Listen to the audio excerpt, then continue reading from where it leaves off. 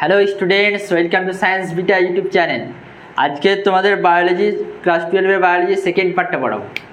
অবশ্য তোমাদের যেটা হয়েছিল যে আগের ভিডিওতে হয়েছিল যে জননের কটা টাইপ, অর্থাৎ অ্যাসেক্সুয়াল রিপ্রোডাকশান, সেক্সুয়াল রিপ্রোডাকশান এবং কিসের উপর ভিত্তিতে রিপ্রোডাকশানকে কটা টাইপে ভাগ করা হচ্ছে সেটা পড়বো অবশ্য আজকে। চলো, অর্থাৎ রিপ্রোডাকশান চ্যাপ্টারটার নাম হচ্ছে রিপ্রোডাকশান in organism অর্থাৎ জীবের জনন। আগের ভিডিওতে দেখেছিলাম যে টাইপস অফ রিপ্রোডাকশান কিসের ভিত্তিতে হচ্ছে, কোনো অর্গানিজম অর্থাৎ কোনো জীব যে জায়গায় বাসস্থান করছে অর্থাৎ হ্যাবিটেট অর্থাৎ বসতি এবং কি ইন্টারনাল ফিজিওলজি অর্থাৎ দেহের গঠন এর ভিত্তিতে এই দুটোর উপর বেস করে জননকে রিপ্রোডাকশানকে আমরা কত ভাগে ভাগ করছি? রিপ্রোডাকশানকে আমরা মোট 3 ভাগে ভাগ করছি। একটা হচ্ছে আমার অ্যাসেক্সুয়াল রিপ্রোডাকশান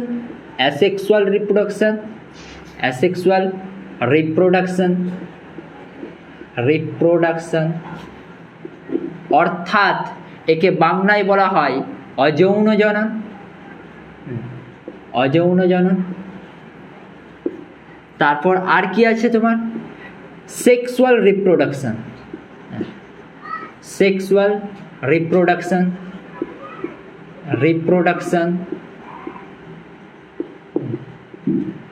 একে বাংলায় বলা হচ্ছে তোমার যৌন জনন। ঠিক আছে। আরেকটা আছে তোমার কি, যেটা উদ্ভিদের মধ্যেও দেখা যায়, সেটা হচ্ছে ভেজিটেটিভ রিপ্রোডাকশান অর্থাৎ অঙ্গজ জনন। এই ভেজিটেটিভ রিপ্রোডাকশান এইটা কিন্তু অ্যাসেক্সুয়াল রিপ্রোডাকশানের একটা পার্ট। ভেজিটেটিভ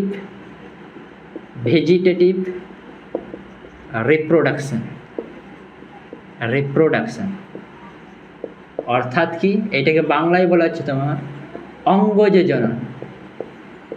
জনন। এটা সাধারণত কাদের দেখা যায়? উদ্ভিদের দেখা যায়। এছাড়া আরেকটা আছে যেটা পার্থেনোজেনেসিস, তা অপুংজনী। ঠিক আছে, আগের দিন এইটা বুঝেছিলাম যে সাপোজ ধরুন অ্যামিবা, একটা অ্যামিবা, এই অ্যামিবাটা কি সিঙ্গেল সেল। একটা হিউম্যানের যদি ইন্টারনাল ফিজিওলজি দেখা যায়, এটা হচ্ছে মাল্টি সেলুলার। আর একটা অ্যামিবার যদি ইন্টারনাল ফিজিওলজি দেখা যায়, তাহলে একটা অ্যামিবার ফিজিওলজিটা হচ্ছে সিঙ্গেল সেল অর্থাৎ এককোষী। আচ্ছা, একটা অ্যামিবা এর বাসস্থান, সে এককোষী যে নিম্ন শ্রেণী প্রাণী, তাহলে সে অন্য জায়গায় বসবাস করবে, এবং মাল্টি সেলুলার সে আলাদা জায়গায় বসবাস করবে। অর্থাৎ অ্যামিবা যেখানে বসস্থান করবে সেখানে মানুষ বসস্থান করতে পারবে না। ঠিক আছে, অর্থাৎ এই দুটোর উপর ভিত্তি করে তাহলে কি এদের রিপ্রোডাকশানটাও আলাদা দেখা যাবে। এই দুটো জীব এদের রিপ্রোডাকশন আলাদা দেখা যাবে। হ্যাঁ, এর ভিত্তিতে রিপ্রোডাকশানকে আমরা কয় ভাগে ভাগ করছি? মোট 3 ভাগে। অ্যাসেক্সুয়াল রিপ্রোডাকশান অযৌন জনন, সেক্সুয়াল রিপ্রোডাকশান যৌন জনন এবং ভেজিটেটিভ রিপ্রোডাকশান অর্থাৎ অঙ্গজ জনন।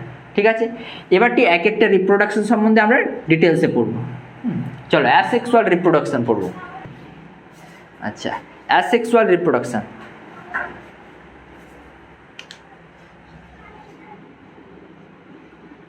অ্যাসেক্সুয়াল রিপ্রোডাকশান বাংলাতে কি বলা আছে? একে অযৌন জনন।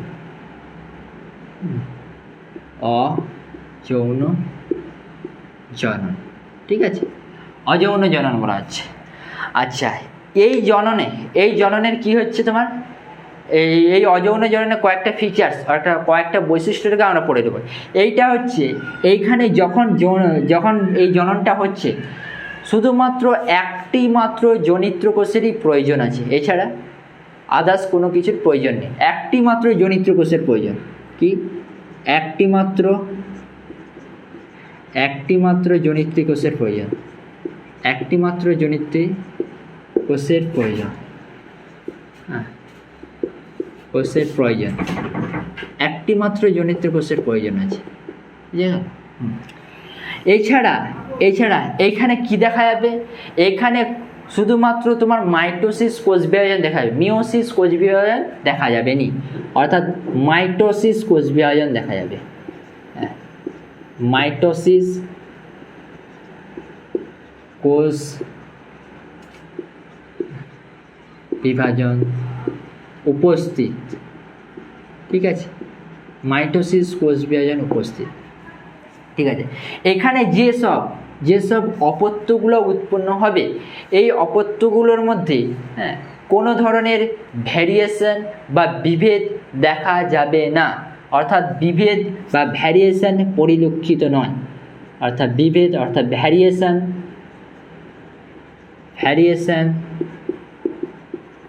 দেখা যাবে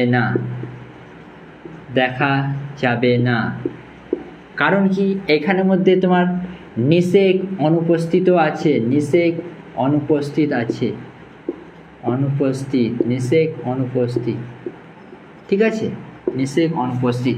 এগুলো হচ্ছে তোমার কি অ্যাসেক্সুয়াল রিপ্রোডাকশনের কয়েকটা বৈশিষ্ট্য।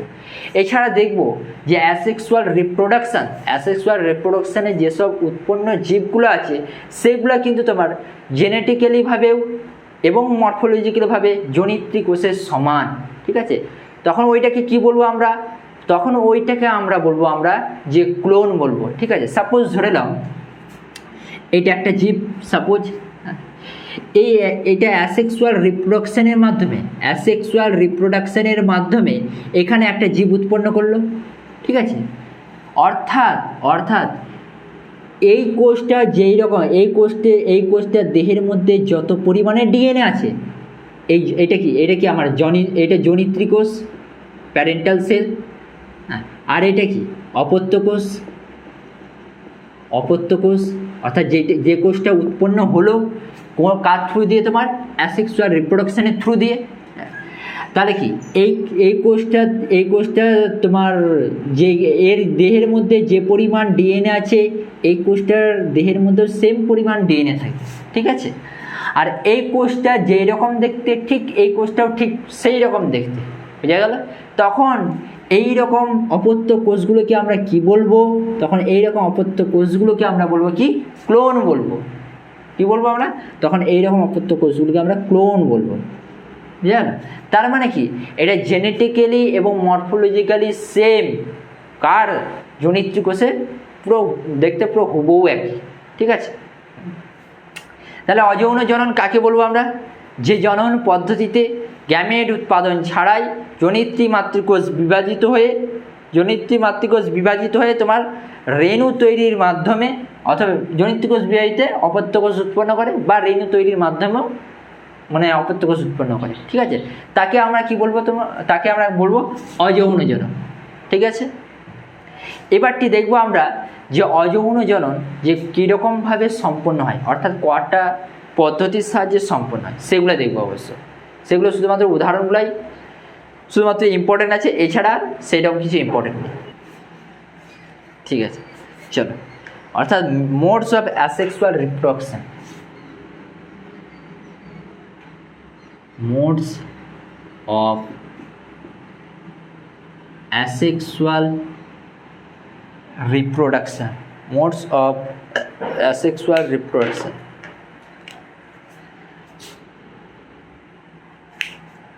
modes of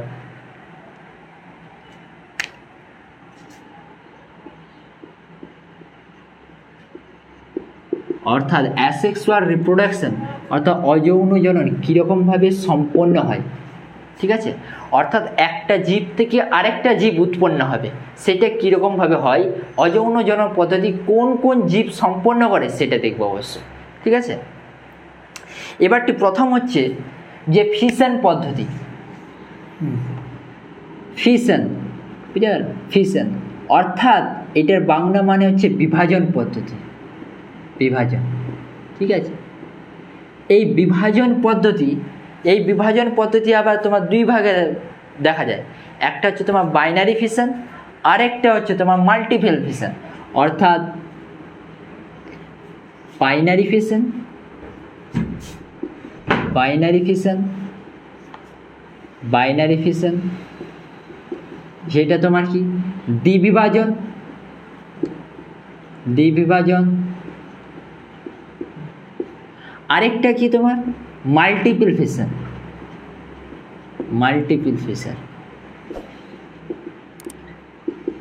এটা কি বহু বিভাজন, বহু বিভাজন, বহু বিভাজন। ঠিক আছে, এই বাইনারি ফিশন অর্থাৎ দ্বিবিভাজন এইটার আবার 4 ধরনের পদ্ধতি দেখা যায়, 4 ধরনের পদ্ধতি। একটা হচ্ছে তোমার সিম্পল বাইনারি ফিশন, একটা হচ্ছে simple binary fission, simple binary fission, simple binary fission অর্থাৎ সরল দ্বিবিভাজন, সরল দ্বিবিভাজন। ঠিক আছে, আরেকটা হচ্ছে তোমার কি ট্রান্সভার্স বাইনারি ফিশন অর্থাৎ অনুপ্রস্থ দ্বিবিভাজন, transverse, transverse binary fission, transverse binary fission অর্থাৎ অনুপ্রস্থ দ্বিবিভাজন, অনুপ্রস্থ দ্বিবিভাজন। ঠিক আছে, আরেকটা কি তোমার লংগিটিউডিনাল বাইনারি ফিশন অর্থাৎ অনুদৈর্ঘ্য দ্বিবিভাজন। ঠিক আছে, অনুদৈর্ঘ্য লংগি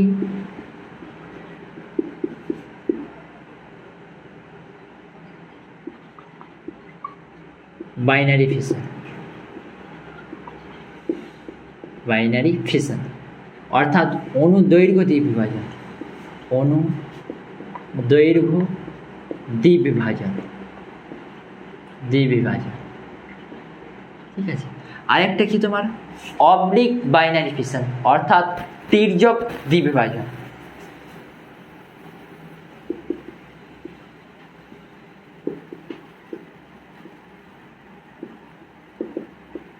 ঠিক আছে, অর্থাৎ তির্যক দ্বিবিভাজন। ঠিক আছে, তির্যক দ্বিবিভাজন। দেখো এইটা হচ্ছে একটা প্রসেস, ফিশনটা হচ্ছে একটা প্রসেস। এর মধ্যে দেখতে পাবো আমরা বাইনারি ফিশন 1 নম্বর 2 নম্বর। ঠিক আছে, এই বাইনারি ফিশনের মধ্যে 1টা 2টো 3টে 4টে। ঠিক আছে, আচ্ছা সিম্পল বাইনারি ফিশন অর্থাৎ সরল দ্বিবিভাজন এটা কোন জীব সম্পন্ন করে? অ্যামিবা। কোন জীব সম্পন্ন করে? অ্যামিবা। ঠিক আছে, ট্রান্সভার্স বাইনারি ফিশন অনুপ্রস্থ দ্বিবিভাজন, অনুপ্রস্থ দ্বিবিভাজন কে সম্পন্ন করে? অনুপ্রস্থ দ্বিবিভাজন সম্পন্ন করে প্যারামেসিয়াম।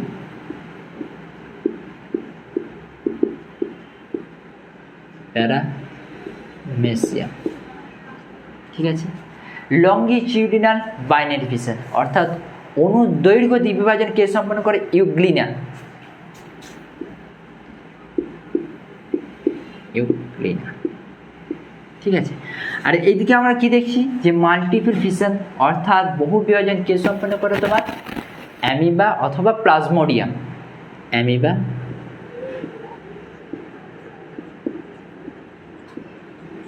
এবং কি প্লাজমোডিয়াম, প্লাজমোডিয়াম,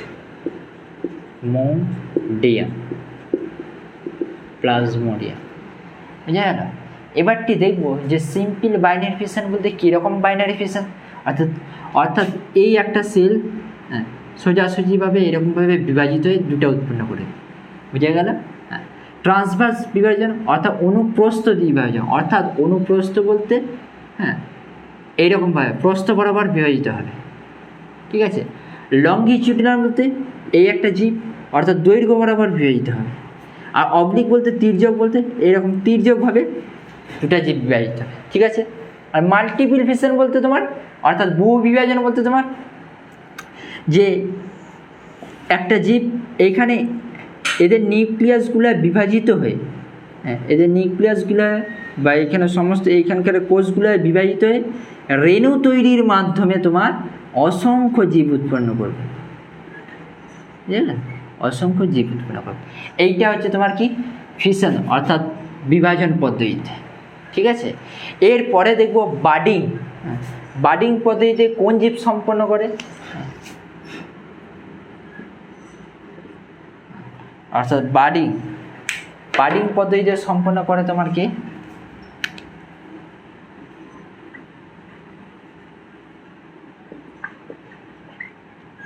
কোরপদ্গম, যেটাকে বলছি আমরা।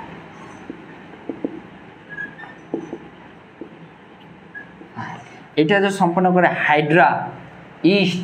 এরা হচ্ছে কি বাডিং পদ্ধতিতে অযৌন জনন সম্পন্ন করে। ইস্ট হাইড্রা,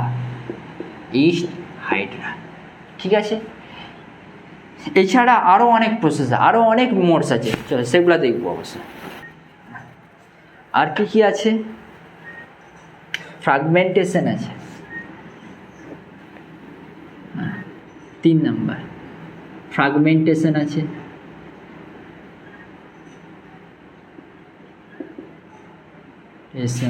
অর্থাৎ খণ্ডীভবন। আর কি আছে? স্ট্রোবেলাইজেশন আছে।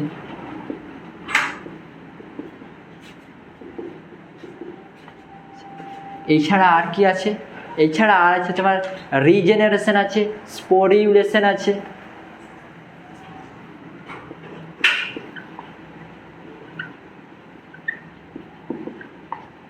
এছাড়া আর কি আছে তোমার? স্পোরিউলেশন, ঠিক আছে। ফ্রাগমেন্টেশন বলতে তোমার কি খণ্ডীভবন, আর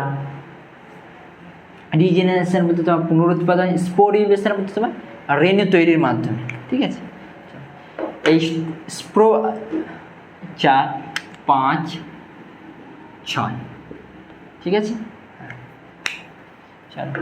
স্পোরিউলেশন এই পদ্ধতিতে কোন জীব সম্পন্ন করে? এই পদ্ধতিতে শৈবাল, ছত্রাক,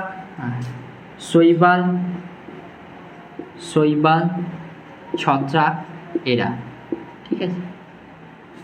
রিজেনারেশন অর্থাৎ পুনরুৎপাদন এই পদ্ধতি সম্পন্ন করে প্ল্যানেরিয়া।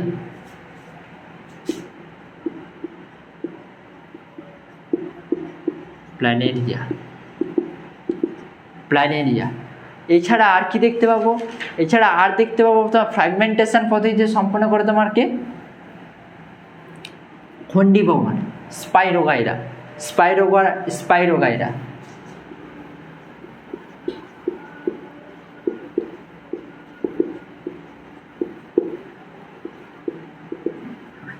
স্ট্রোবেলাইজেশন পদ্ধতিতে সম্পন্ন করে কে অরেলিয়া। এই উদাহরণগুলোই ইম্পর্টেন্ট, ঠিক আছে। স্পোরিউলেশন বলতে কি রেণু। কত ধরনের রেণু দেখতে পাবো আমরা? একটা হচ্ছে তোমার জুই স্পোর অর্থাৎ তোমার চলরেণু, ঠিক আছে। আরেকটা হচ্ছে তোমার অ্যাপ্লানোস্পোর,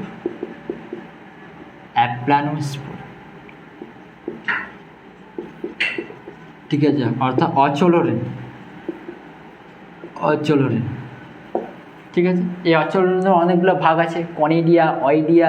হ্যাঁ, এই পদ্ধতিতে এরা আমাদের অযৌন জননকে পুরোপুরি সম্পন্ন করে, ঠিক আছে।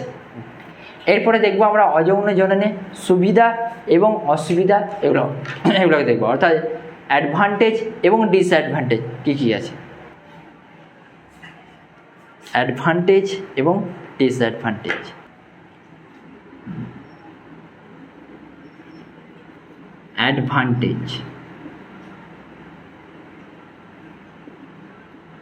অ্যাডভান্টেজ অর্থাৎ সুবিধা। আচ্ছা, সুবিধা কি সুবিধা আছে? এইখানে একটি জনিত্রী জীব থেকে যখন অপত্য জীব সৃষ্টি হচ্ছে, এখানে কি কোনো ধরনের যৌন মিলনের প্রয়োজন হয় না, কোনো ধরনের যৌন মিলনের প্রয়োজন হয় না।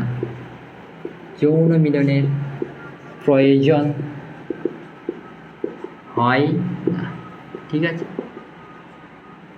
অর্থাৎ যৌন মিলনের কোনো প্রয়োজন হয় না। এছাড়া কি আছে, এই পদ্ধতি, অর্থাৎ এই পদ্ধতিটা হচ্ছে তোমার খুব সরল পদ্ধতি, খুব সরল পদ্ধতি, ঠিক আছে। এছাড়া এখানকার যে মানে জনিত জীব থেকে অপত্য জীব যে হয়, অর্থাৎ এখানে দ্রুত বংশবিস্তার ঘটে,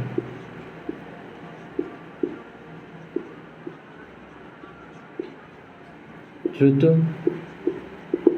বংশবিস্তার ঘটে, ঠিক আছে।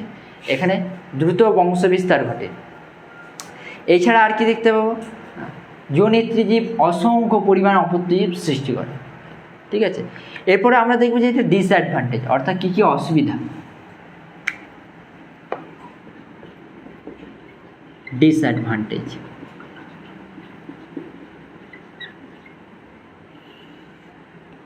অর্থাৎ অসুবিধা কী কী আছে, ঠিক আছে। অর্থাৎ অসুবিধা, প্রথম অসুবিধা যেটা সেটা হচ্ছে এখানে কি হচ্ছে, একটা মাত্র প্রজাতি থেকে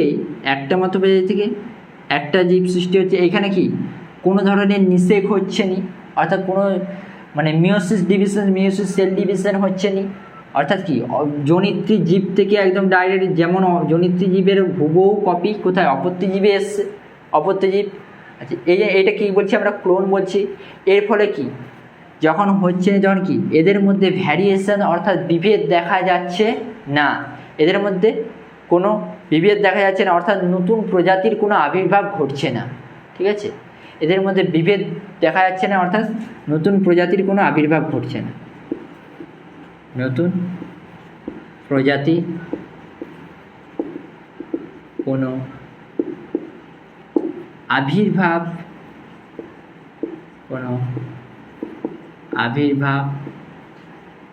ঘটে না, ঠিক আছে। অর্থাৎ নতুন প্রজাতির কোনো আবির্ভাব ঘটে না, অর্থাৎ যে সমস্ত জীবগুলো উৎপন্ন হয় এরা অভিব্যক্তিতে সাহায্য করবে না, অর্থাৎ ঠিক মতো অভিব্যক্তি করতে পারবে না, কারণ এদের মধ্যে ভ্যারিয়েশন এটা লক্ষ্য করা যায় না, ঠিক আছে। ঠিক আছে, আজকে এতটাই পর্যন্ত থাক অ্যাসেক্সুয়াল রিপ্রোডাকশান। বাকিটা হবে পরের ভিডিওতে, অর্থাৎ ভেজিটেরিয়ান রিপ্রোডাকশান, সেক্সুয়াল রিপ্রোডাকশান। আচ্ছা, এই চ্যাপ্টার ভিত্তিক এই উদাহরণগুলো সবথেকে বেশি ইম্পর্টেন্ট। হ্যাঁ, এছাড়া আর এই চ্যাপ্টার থেকে সেইরকম অতটা কোশ্চেন আসেনি সেরকম। পরবর্তী চ্যাপ্টার যেমন তোমার হিউম্যান রিপ্রোডাকশান, রিপ্রোডাক্টিভ হেলথ, হ্যাঁ, এই চ্যাপ্টার থেকে বেশি কোশ্চেন আসে, তখন ওই চ্যাপ্টার থেকে ভালোভাবে যা করার করবো, ঠিক আছে।